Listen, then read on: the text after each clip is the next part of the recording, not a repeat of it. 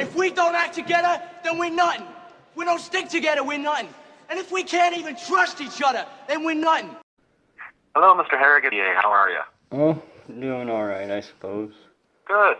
Hey, I got a couple of messages from our staff. I've been out for quite a while, so I was just calling to touch base and see what it is I could do to assist.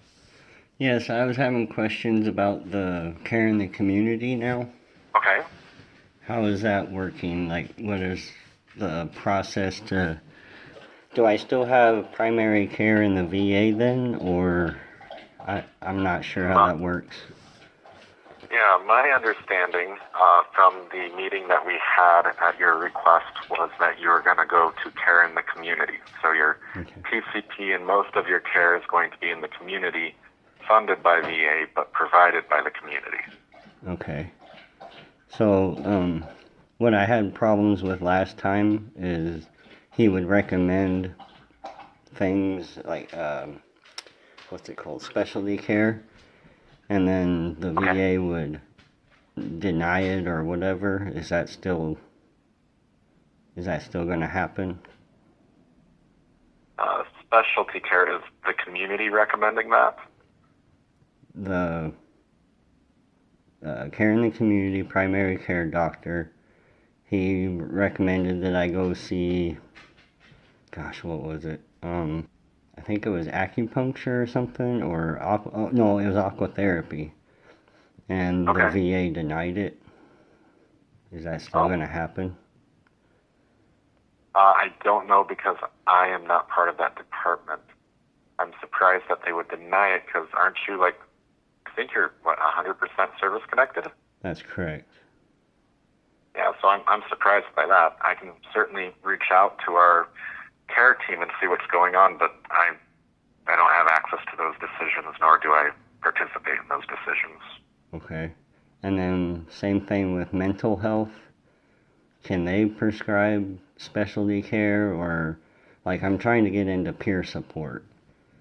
That's my goal right now, and I asked my I talked about it with psychologist Monty Schultz, and he said that I would have to go to the primary care psychiatrist.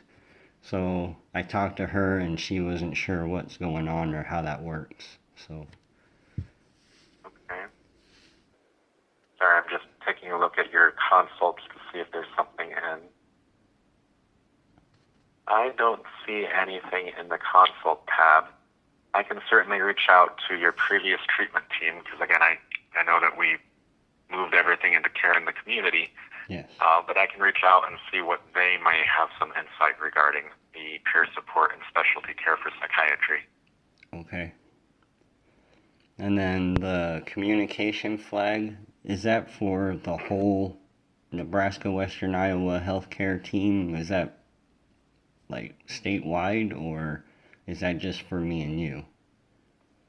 So what you have is a patient record flag, which is an internal communication device by the VA to alert staff members within our healthcare system within the first moments of contact with you that you have a learning disability, and just gives them some prompts on how to engage with you. Okay. So it is is it nationwide or is it just statewide? So all of our flags of this category are nationwide, so that it follows you if you were to move. And so specifically what it would detail is that if you have a grievance with a care provider or a VA staff member, for them to direct you to me so that I can help resolve that. It also indicates that you have a learning disability, and so discussing how to engage with you with very clear language as opposed to kind of medical jargon. And so the purpose of these types of flags is primarily to remove barriers of communication between our staff and veterans. Okay. All right. Yeah, because I was dealing with the telepain people, and they were from Minnesota and South Dakota. So that's why I was just wondering if it was nationwide. Yep, but only for the VA.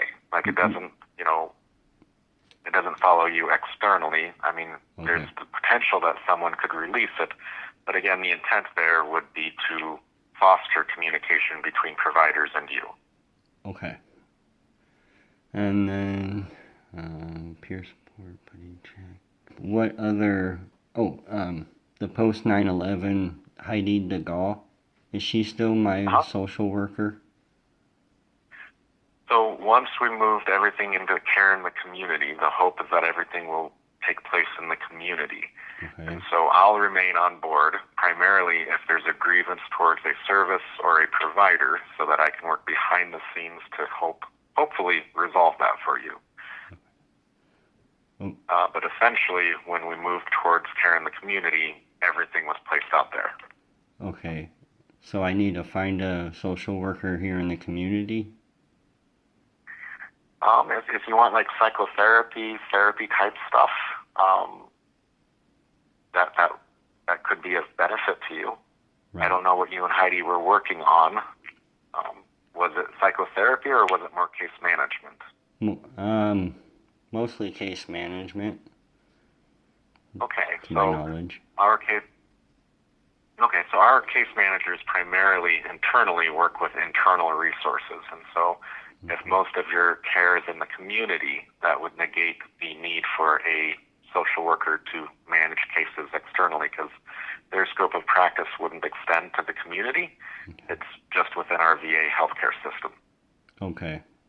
Right, so social workers could put in consults for community level care, but that really, to my understanding, and I'm not the social work executive here, but to my understanding, that is essentially what that role would be. Mm-hmm. And so as we moved into care in the community, the need for a case manager would be replaced by whatever the community uses. Okay. I think I got it. And then, like I said, peer support, if they don't have that, what other things do I qualify for? Like, what can the psychiatrist, what can she recommend, like, through the VA, and what is she not allowed to? Because, like, trying to get out into the community a little bit more, and I still have quite a bit of anxiety doing that. So I was thinking, like, maybe peer support could help with that. But I can absolutely see the value in that insight. I have to do some legwork. Most of our peer support specialists work, to my knowledge, most of our peer support specialists work on our substance abuse programming sites for inpatient, but that's just my knowledge of them. So I can reach out to our peer specialist supervisor and I can just ask her what resources we might be able to provide. Since we moved into care in the community, that does kind of restrict what we're able to plug in, just so that you're aware of that. But I'm happy to follow up. Could you send, like, what you find out in an email, and then that way I can forward it to my psychiatrist so she knows? Because right now she doesn't know nothing about the VA and what they approve or what they do or how to do it. So that will need to go through our care in the community coordinator. Okay. So we do have a formulary, which is the fancy way of saying there are meds that the VA, at least internally, will use and will not use. Okay. But that's so far out of my scope, I can't even speak to it. Okay. And I'm